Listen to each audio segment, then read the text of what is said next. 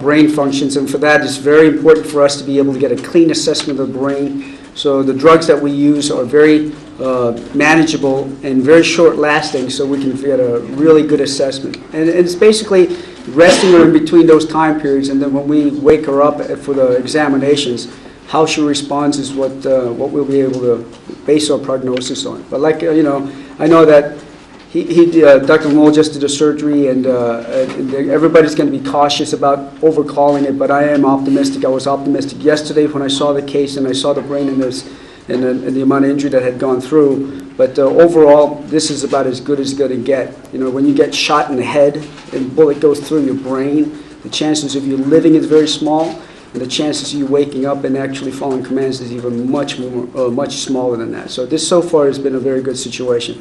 Hopefully it'll stay that way, okay? Obviously we don't know which direction she's going to go. It's still very precarious at this time. Did she have a CAT scan, and if so, what did that show? So we always do CAT scans. In fact, we had a CAT scan before the first surgery. That tells us as surgeons where we have to focus our efforts. I can't go into the details for obvious patient privacy issues, but again, the CAT scan showed the tract of the bullet through the left hemisphere.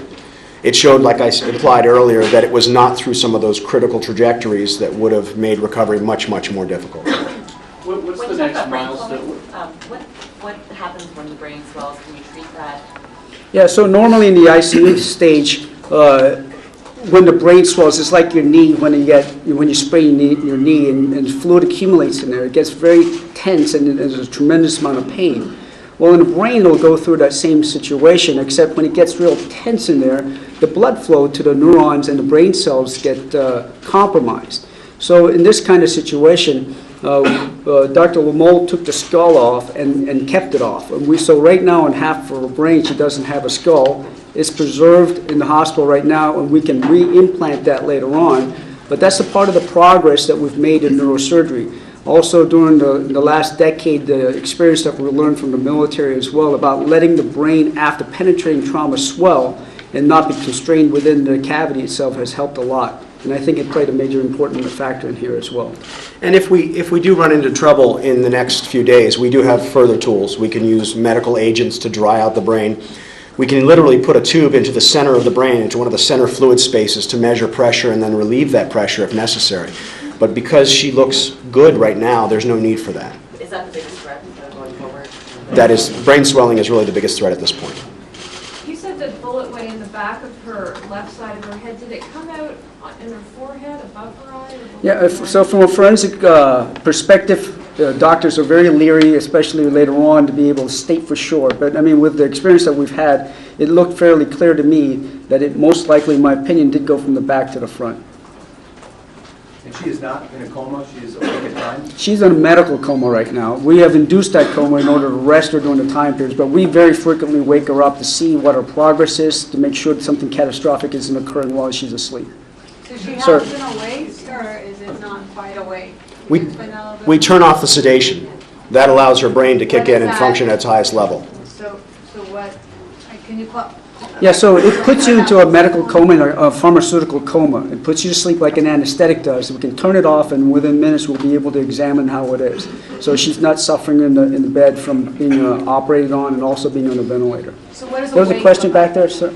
Could you try in more layman's terms to explain how your brain can function at a near normal level with kind of this hole all the way through it? I mean,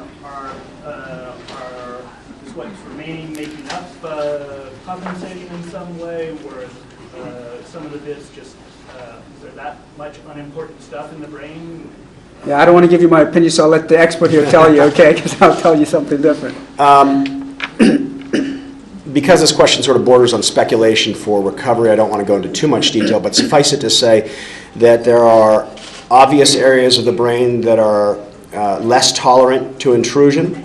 It does not mean that we're using 10% of our brain. It does not mean that the other parts of the brain are not important. It means that the brain is able to recover from those injuries as opposed to areas that we call eloquent. So without getting into, you see where I'm going though, I don't want to go down this speculation road. At the same time, we're cautiously optimistic.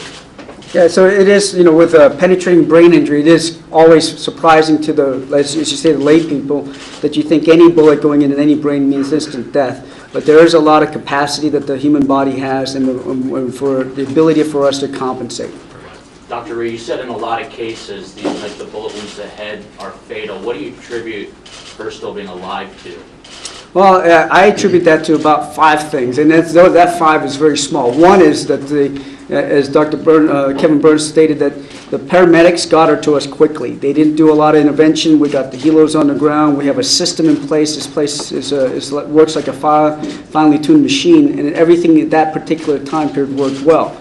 We got her here quickly. Dr. Randy Fries was the trauma surgeon who treated her and did everything right. We got her quickly lined up and assessed. We knew what injuries that she had. We got her quickly scanned and then to the operating room as fast as we can.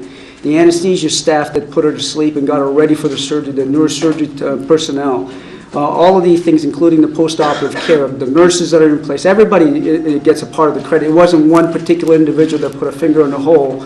But the other part of it is also luck and what the bullet actually hit when she first got hit.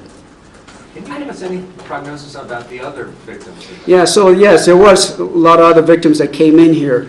And fortunately, no one that shouldn't have died. So everybody survived this and they're doing relatively well. Right now, we were able to transfer everybody from the ICU to the ward status, which is a lesser amount of care overall, which is an indication of how well they're doing. But the people who needed surgery are all recovering well, and so far we're extremely happy with the prognosis of all those other individuals. Again, it wasn't just one person. It was a mini mass casualty that we had here in Tucson. And again, the hospital, with its preparation due to their constant practice and their experience, was able to pull this thing through, and the medical community all contributed heavily to this. And we were in a good situation yesterday. Dr. Reed, I know she's on a ventilator right now, so she can't talk, but at any point upon her arrival, did she try to speak at all? No, she could not speak. She did not say any words.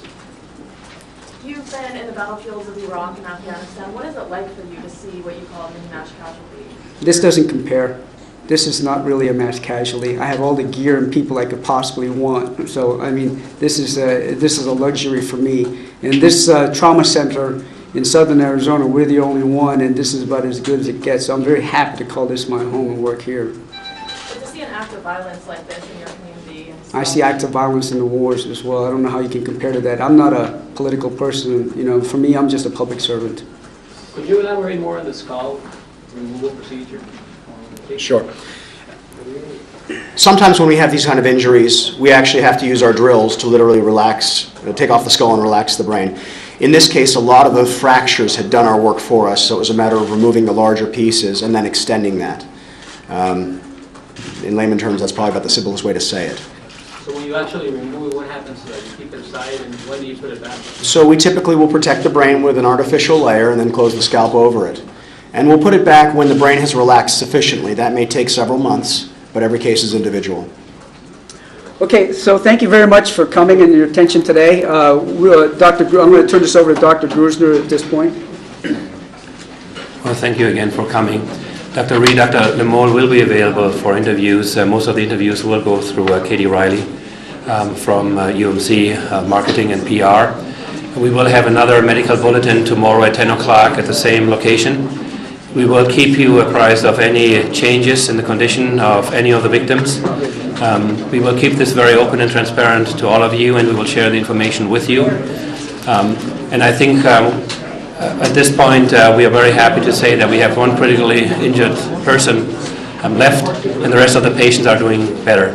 So we'll see you tomorrow, and again, if there are any questions, Dr. Lemole and Dr. Reed will be available. Thank you for coming. Thank you.